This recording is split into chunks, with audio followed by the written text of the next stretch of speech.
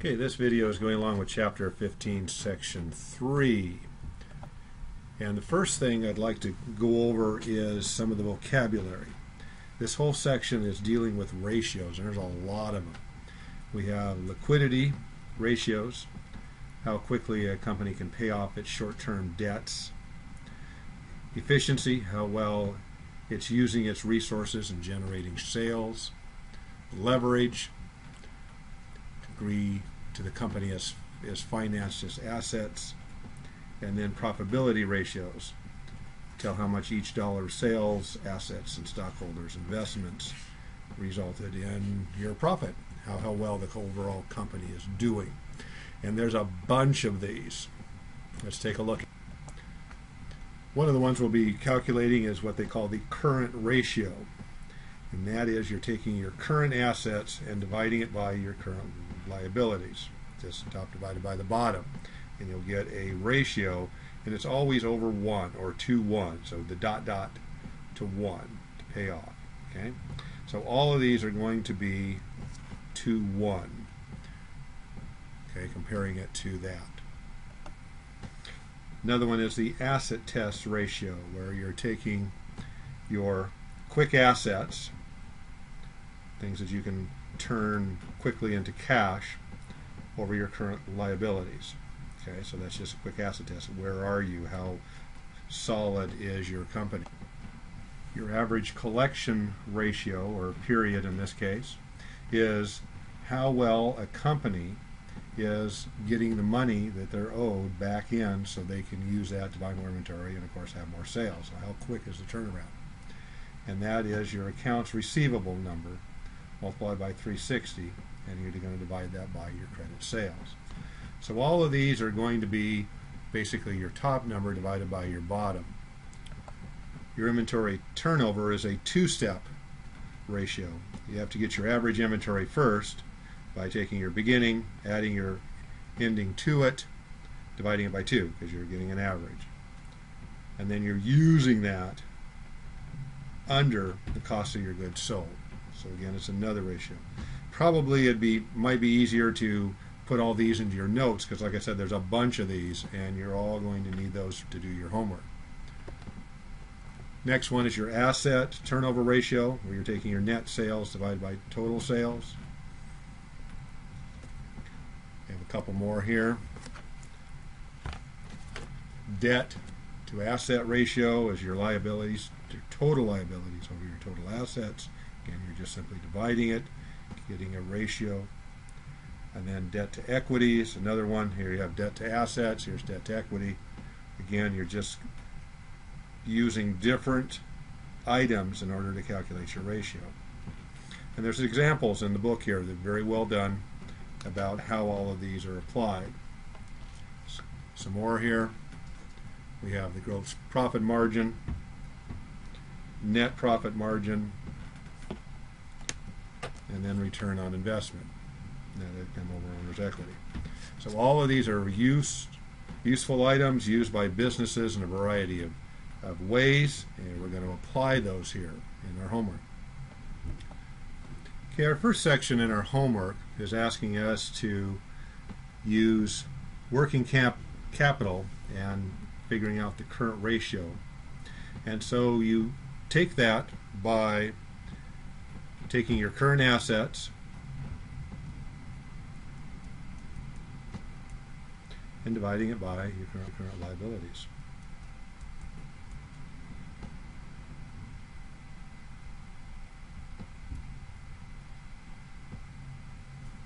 Okay, just converting it over then.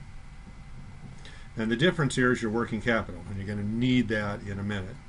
So to get your ratio, though, you don't necessarily need working capital. You just need to divide your current assets divided by your over your current liabilities. Okay, so that's pretty straightforward on that one. Let's do one more here. I'll just use the example in the book here. So we have 125, 490.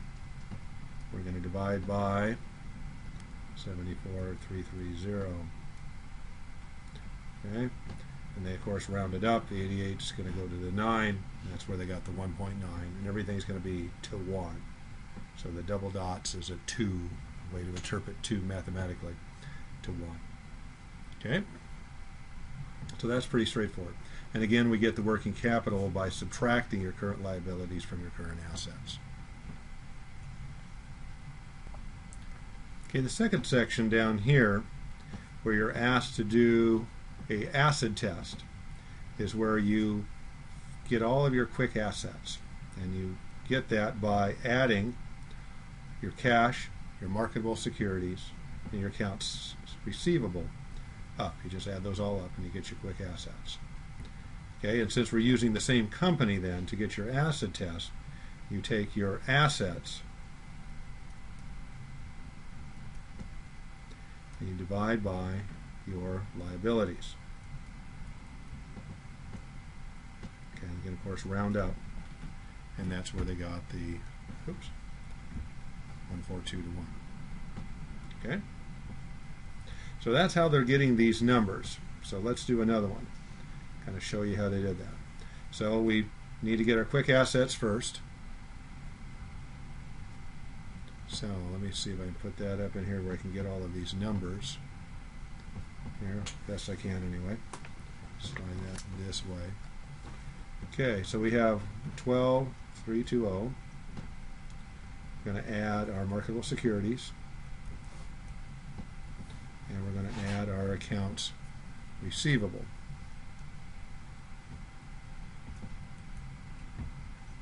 Okay, we're going to get a total. All right, and then we're going to divide that total by your liabilities. Since it's the same company, Impact Builders. So we're going to divide that by liabilities. Okay, and since nothing really to round on this one, that's where they got the 129 to 1. So again, we're just adding up everything to get our total or quick assets, and then taking that and divide by our liabilities. Okay. I'd like to do one of the word problems there as we're continuing our homework. Number 12, they're asking you to collect or to solve the average collection period. The information they gave, it says calculate the average collection period for Impact Builders from exercise 7, so we're using that same data, assuming that the credit sales for the year amounted to $445,000. Okay, in exercise 7, they had accounts receivable of $53,600. So we're going to need to have that information. So here's the formula. I wrote that down. This is one of the ratios we're working with. So we would then have 53.6 times 365, or just plugging them in, and the sales. Okay, so it's a pretty straightforward math problem here at this point. So we're just going to multiply. So we have our 53.6 times our 365 equals, and we're going to divide that by our credit sales. Okay, so we're going to turn it over we're going to round that up because this is in days, remember. So this is going to be equal then to 44 days. All right, so that's just applying one of the ratios then that we've been working with. So it's pretty straightforward. You have to have the right formula, plug it in, calculator. Continuing on the next section, number 14, average inventory and inventory turnover ratio. So remember when we looked at that ratio, we took the beginning inventory, the ending inventory, and we're trying to find an average. So you add them up, divide by 2, because you have 2 things, right? Starting and ending. So add them up, divide by 2, and you'll get the average inventory. Then we had the cost of goods sold. That's going to be a given, because they're going to have to give you that information. So then we take the cost of goods sold, and just put it in the calculator here. So we have 65,000 divided by the average inventory, and you get rounding that up, it turned it over 4.5 times during the year. So let's do one from start to scratch here. We'll just continue the next one in the book. So for Summit Gas, let's start from the very beginning. So we have a beginning inventory. We're going to add that to the ending inventory. We're going to divide by 2 because we have 2 things. Okay? Everything matches. And then we're going to take the cost of goods sold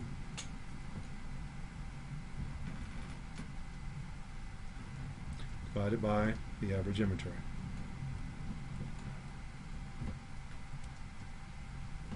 And they rounded up, so it went almost 6.6 times. Again, it's just taking the information, applying the correct ratio formula. In the next section of homework, we're trying to solve debt to assets ratio and the debt to equity ratio. And we use the same numbers here for that. So to get the debt to assets ratio, we're going to take the total liabilities. I need to move this up here, don't I? Okay. See if I can solve this for us, because we need to get up in the calculator if I'm going to show it to you. And we're going to divide that by the assets.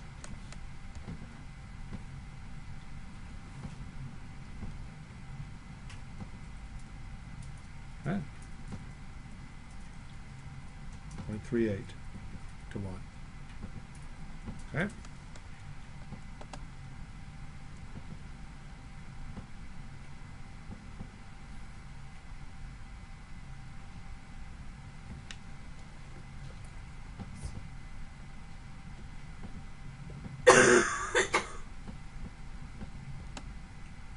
There we go. I think we can see here.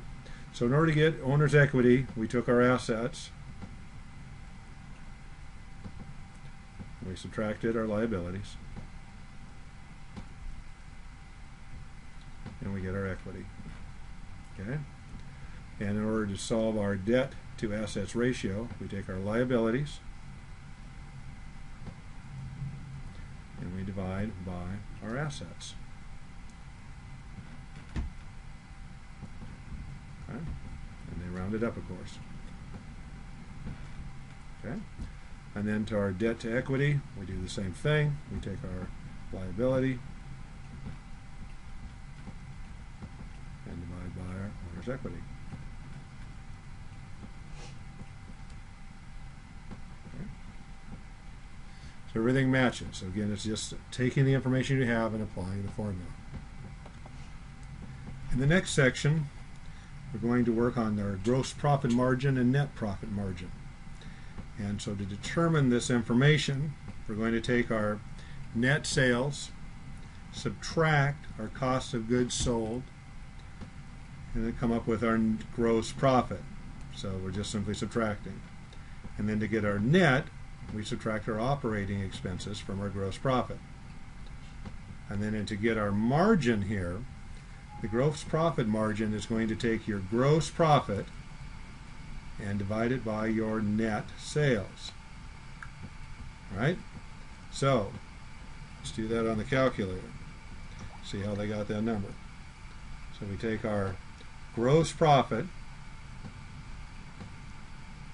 So we would have 226. And we're going to divide it by our net sales. Okay,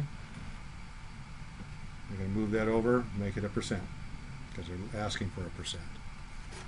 And then our net profit margin is going to be our net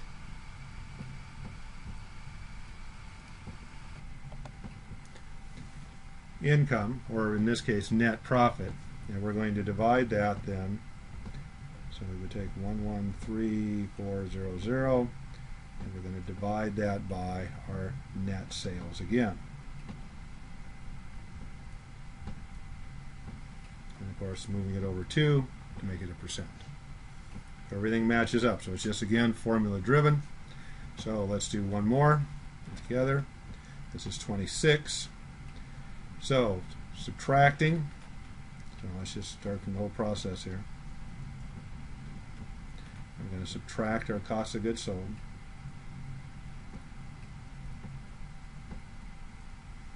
And get our gross profit. And we take that and we subtract our operating expenses.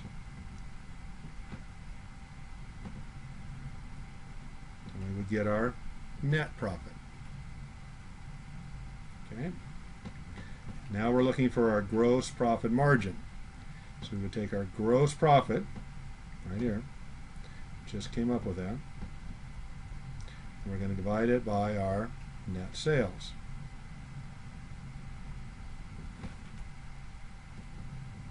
Okay, we'll move it over 2, and they round it. Okay, and then finally for net, take our net profit and divide it by our net sales. Moving over 2, round it. Okay, again, it's formula driven. All of these are formula driven. We have one more section to look at. In our final section down here, we're looking for owner's equity ratio. And we take, using the same information as we have with the plant world from the preceding section. And look back up here, our net profit was 113,400. Whoops, too many.